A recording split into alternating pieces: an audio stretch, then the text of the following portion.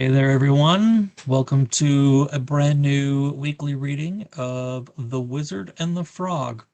It's a humorous fantasy, so if you haven't seen my last update video, I kind of talked a little bit about this book, and so I'll be doing weekly readings of this. The chapters are pretty long. Um, it's about as the book is about as long as all the other books, most of my other shorter books. But there's only like 6 chapters, so the chapters are pretty long.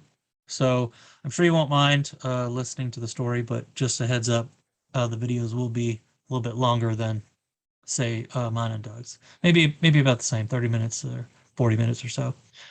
With that said, I'm just gonna jump into it and hope you guys enjoy. Chapter 1, An Unfortunate Meeting. Damn troll! I dove to the ground, narrowly missing the large axe being swung at me. Dust stung my eyes, and I felt the gritty texture of dirt in my mouth. I spit, rolled away from the ugly creature, and scrambled to my feet. Trolls are generally found far from the borders of a town, usually living in caves or swampy areas. This troll had taken up residence in the sewers of Chasm, a small town with a big dream. The lord of the city had made it his mission to make Chasm the jewel of the East. That's not a job I would ever want. Granted, he probably felt the same about my job. You see, I hunt monsters, like this troll. And this troll, like most trolls, was obnoxiously strong, and he knew it. The beast rushed me, wildly swinging his nicked, rusty battle axe. I brought my sword up and blocked the attack. The force of the troll's strike made my arm go numb, and the blade fell uselessly to the ground. I cursed and jumped back to avoid another swing. Just another problem for me. Let's just say things in my life weren't going as planned. First, I'd recently lost my girlfriend. I don't mean that she died. I mean, I literally lost her in the woods at night. To be fair, it wasn't completely my fault. She'd wandered off from the camp, and when I went searching, I didn't see a single sign of her. So I left. It's not like she doesn't know her way around the area. She's lived there most of her life. Besides that, I had already taken the job to come kill this troll. In so facto, I had to leave. I'm sure she'll be ecstatic to see me when I get back. I hope. I dodged to the left, snatched my sword off the ground, then turned to face the beast. The troll was in mid swing, so I sidestepped the blow and took advantage of the situation by hacking a deep gash along the creature's thigh. It staggered and screeched, but otherwise seemed unfazed by the wound. Trolls are tough creatures to hurt, and even tougher creatures to kill. Normally, I'd have at least 2 other hunters with me to take on one of these beasts. And that's the second thing that went wrong. My go-to guys and I had a falling out over, well, let's not get into that. It's not important right now. Suffice it to say, I was on my own for this job. The creature regained its balance and turned to face me. It regarded me with a look of utter contempt. Trolls are ugly beasts. Full grown, they can be as tall as 8 feet and a few 100 pounds of raw muscle. Their skin tone can range from light gray to a sickly green. This troll's skin was a yellowish hue, but not as gross as some trolls I've seen. He also wasn't very tall, standing only a head taller than me.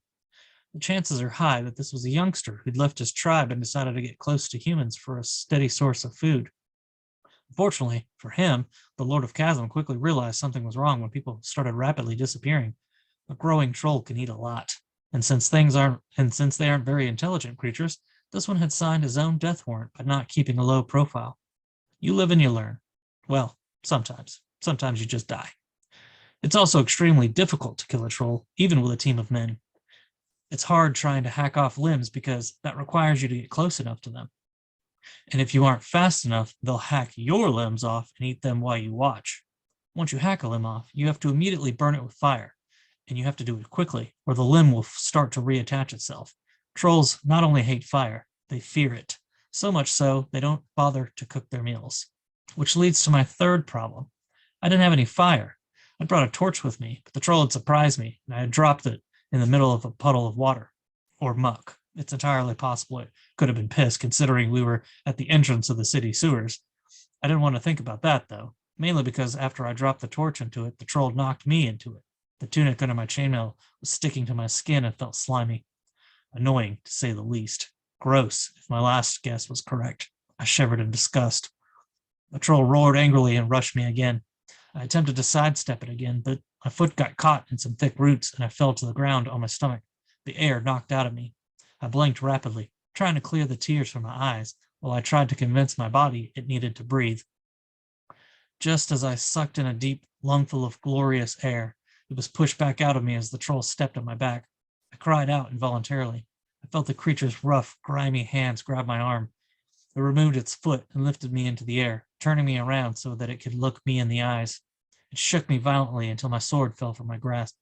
Yet again, someone should invent something that keeps a man's hand from slipping out of his a man's sword from slipping out of his hands. That would be great. It chuckled to itself and smiled. Grotesque teeth, worn and yellowed, filled its mouth, and its breath was absolutely rank. It smelled like rotten eggs dipped in. You get the point. I gagged and turned my head, expecting to vomit. Thankfully, I didn't. I hated puking, almost as much as I hated trolls. The troll tightened its grip on my arm, and I felt my bones threatening to break. If only I had the strength of a troll, I'd be quite a hero. I kicked it in the stomach twice, which accomplished nothing. It laughed harder, then tossed me to the ground like a sack of potatoes. I grunted and managed to fall on my back. My handsome face was still safe. If I didn't hurry up and find a way to kill this troll, how I looked would be the least of my worries. I struggled to my feet, the thought that I might have pushed my luck too far this time buzzing around in my brain like an annoying bug. Judging by the soreness in my back already, it was safe to assume I would be bruised like hell tomorrow. I shook my head. This troll was pissing me off. It was time to get serious. Hey, ugly, I shouted. Did your mother not love you? Is that why you came out here, all by yourself? I don't know why I bothered. Trolls don't speak common, so I was just wasting my breath. Still, it made me feel a little better. I saw my sword laying near the troll's foot. It was too risky to try and grab. The pain shooting up my back would keep me from moving quick enough. The blasted creature looked like he just might win this one. I was too young to die. My best days were still ahead of me. My future kids were counting on me to spread my seed throughout the land. Seeds. Roots. Aha! I had it. If I could trip over the roots littering the area, then so could this ugly bastard. I took a step toward the troll, a grin plastered over my cocky face. It grunted in amusement and sprinted towards me. I backpedaled, lifting my knees high so I didn't inadvertently fall myself. A few more steps. Finally, something went right for me. The troll's big feet stomped right through a wad of roots. Most of them snapped under the strength and weight of the troll, but a few held. The expression on the beast's face turned to confusion as it fell forward, smashing hard in the ground before it realized what had happened. Yes, I shouted. I ran to retrieve my sword, then rushed back to the troll. It was yanking its foot, trying to free itself, and it wasn't paying me any attention at all. I shook my head, almost feeling sorry for the brute. Then I lifted my sword, and parted the hedge troll from its body. A spray of blood misted into the air. Obviously, something like that would kill anyone. Not a troll, though. Nope, even headless, those bastards will get up and put their head back on. I've seen it happen before, and let me tell you, there's nothing more cringeworthy than watching a troll's severed head reattach itself to its neck. I shivered again just thinking about it. Reaching down, grabbed the troll's thin tuft of hair and tossed the head a few feet away. Then I began to hack the limbs free, also tossing them aside. I must admit, this was pretty gruesome, but it was a lot less gruesome than letting the creature continue killing innocent people. During the last troll death I had taken part in, we'd found half-eaten legs of children. It was something I would never forget, and it was one of the many reasons I continued to hunt monsters down, putting an end to them before they caused any more trouble. Getting paid was great too, but I have to sound humble, right? Once the beast was cut into several large pieces, I pulled some flint from my pouch at my waist and started striking it against my blade. Sparks danced into life, falling onto the troll's filthy skin. It took longer than I wanted to spend doing it, but finally the dried fibers of the troll's pants caught on fire and began to burn. I waited until the entire torso was burning, then I grabbed the head and held it over the flaming body. Its mouth opened and screamed one loud final cry. It was a disturbing sight to watch as the troll's eyes rolled around, looking this way and that, before finally rolling back into its head. I set the head aside and let it burn separately. I didn't want to risk having a flaming troll reattaching itself. I had enough problems. The arms and legs were next. Once every bit of the creature had caught fire, I felt confident enough to let my guard down a little. I kept my blade unsheathed and walked over to the puddle of muck I dropped my torch in. I fished it out and swung it around to try and dry it off a bit. Air drying, I like to call it. Then I stuck it into the flames and waited for it to catch fire. The wet wood crackled and popped in protest, but lit up. The entrance of the sewer was outlined in natural stones, but the inside was crafted from sculpted bricks. I doubted there would be any survivors, for trolls rarely kept prisoners, but I had to check. I held the torch up high with one hand, my sword in the other, and stepped into the darkness. The first thing I noticed was the smell. It was worse than the troll's breath. The next thing I noticed was the scattered bones that littered the ground. Some of them crunched under my boots as I walked. The tunnel twisted to the right, going further under the city. I decided I wasn't going too far into the sewer. There was no telling what I would find. Besides, I didn't want some fool dumping anything while I happened to be standing under them. I flashed my torch from side to side and saw a small army of rats flee deeper into the shadows. Rats don't bother me, but you know what does? Flying cockroaches. Those things will make me scream like a woman and run. Thank the gods those things are only found on the island of Drea. I went there on a hunt once, and that was all it took for me to decide never to go back. My skin started to crawl, remembering those pesky bugs. Something in the shadows moved, something much larger than a rat. I held my sword up, ready to strike. A muffled sound echoed throughout the tunnel. I took a few hesitant steps, prepared to find another troll. It sounded like a human. I brought my torch lower and saw it, whatever it was. It appeared to be humanoid, but it was covered in a thick fur, some sort of creature I'd never seen before. Almond-shaped eyes, light skin, almost pale in the torchlight. The cord was wrapped around its face, keeping its mouth constricted. Without thinking, I set my sword down, grabbed the cord, and pulled it out of the creature's mouth. Oh, thank the maker. As soon as the thing spoke, I realized it wasn't a thing. It was a male, and judging from its accent, it was an elf. You can thank me, I replied with a smirk, considering I killed the troll. Thank you. Thank the maker. I'll give thanks to anyone who will take it. What happened to you? How did you get down here? The beast attacked me during the night while I was leaving the academy and... Academy? Wait, are you... I paused and held the torch out further. The fur the elf was covered in was actually... You're hairy, wizard!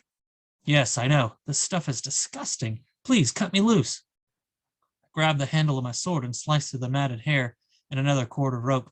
The elf still struggled to get free, so I offered my hand and pulled him out of the heap of grossness. You saved my life, the elf said, brushing the clumps of hair off of his clothes. For that, I owe you. I will devote my life to you from this day forth until... Whoa, I interrupted. No offense, but I've got a girlfriend back home. That's not what I meant, the elf huffed, clearly offended. I'm indebted to you, so I will go wherever you go until my debt has been paid. A wizard indebted to me? I consider the possibilities, the jobs I could take with a magic flinger at my disposal. Things were starting to look up. I accept your life debt, I said. You won't be needed at the academy, will you? No, the elf answered quickly. My time there has come to an end. Excellent, grinned. What's your name? Dormerus. That was a mouthful. I'll call you D for short. I'd rather you didn't, Dormerus said. It's easier for me. Besides, if you're indebted to me, you should be doing anything you can to help me, right? Well, technically, D it is, I said. Now let's get out of here. This place stinks. We left the sewer and stepped back into fresh air. I took a deep breath and tried to clear the stench from my nose. I noticed one of the troll's arms slowly crawling toward its body, its thick fingers walking, reminding me of a spider. I skewered the arm with my blade and deposited it next to one of the legs that was still aflame. You hacked it to pieces, Dormer said, eyes wide. That I did. How did you manage that? It was easy enough, I lied. I've done this song and dance a few times before. I hunt monsters for a living. Dormerus looked at me. You're a hunter? He asked slowly. That's right. Oh, gods. Don't worry, I said. I don't hunt dragons or giants. Just the smaller, less dangerous sorts. Dormerus breathed a sigh of relief.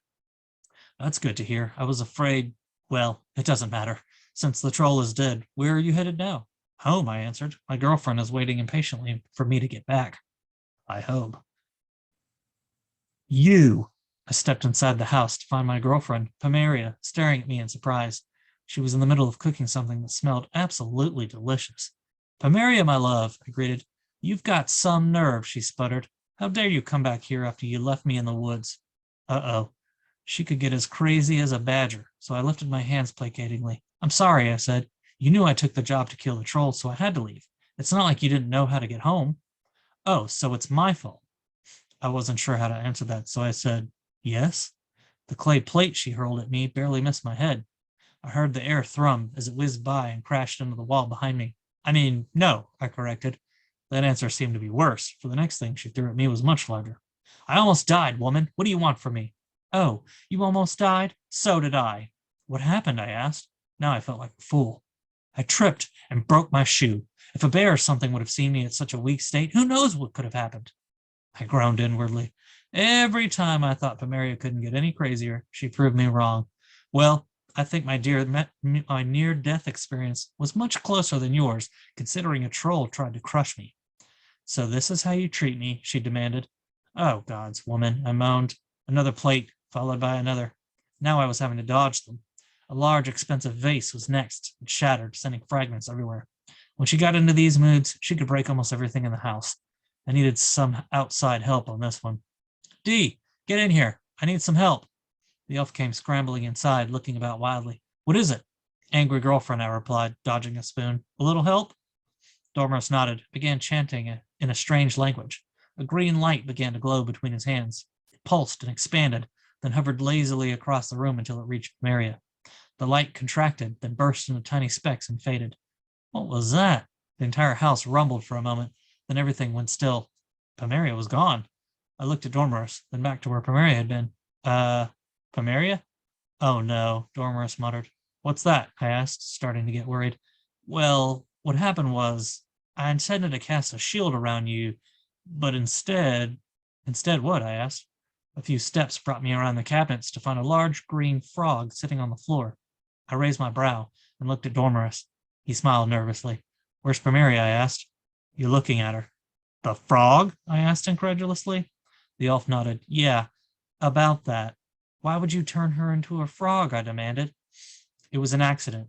Magic is tougher than it looks, and not everyone has a knack for it, so I thought you said you were a wizard. I am, Dormora said. Sort of. End of chapter 1. Hopefully you liked it. It was really fun to write a humorous fantasy, and there's more puns and funny scenarios coming in the next chapters. So make sure if you're not subscribed, subscribe. And if you are subscribed, make sure you hit the notification settings so you get a notification anytime I release a new video. Hopefully you guys will like this series as much as you liked PD Mac and I series. So I appreciate your time, and I'll see you next week.